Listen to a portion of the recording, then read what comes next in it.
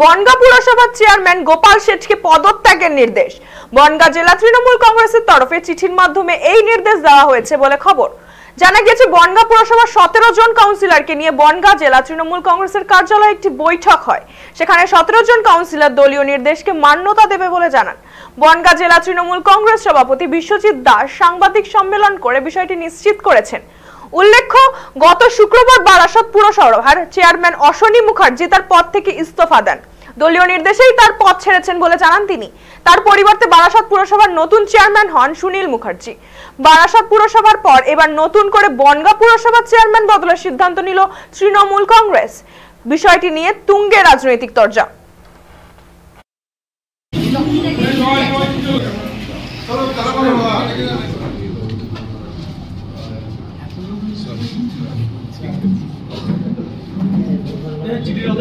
জন councillor উপস্থিত হয়েছিলেন, তারা একমত হয়েছেন। আপনারা জানেন যে গত 6 তারিখে চেয়ারম্যানের পদত্যাগ করবার জন্য দলীয় নির্দেশ এসেছিল।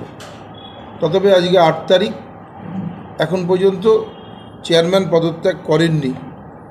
সেই পরিপ্রেক্ষিতে কাউন্সিলররা 17 জন কাউন্সিলর আজকে উপস্থিত ছিলেন, ঐক্যমতে পৌঁছেছেন। দল যে সিদ্ধান্ত নিয়েছেন, আমরা দলের সিদ্ধান্তে একমত।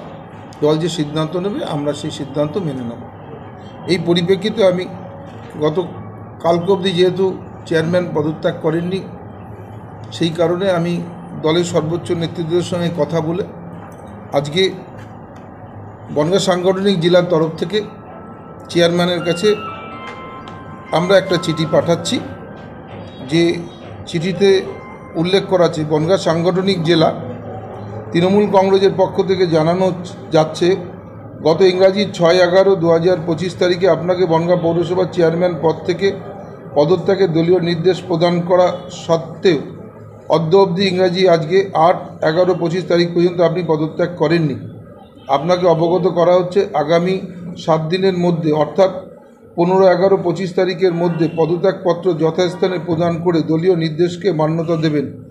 অন্যথায় দল আপনার বিরুদ্ধে কঠোর পদক্ষেপ গ্রহণ করতে বাধ্য থাকবে। প্রথম কথা হচ্ছে, ওদের দলের আভ্যন্তরীণ ব্যাপার, তাদের নিজস্ব ব্যাপার। কাকে তারা চেয়ারম্যান করবে, কাকে করবে না, তাদের সম্পূর্ণটা নিজস্ব ব্যাপার।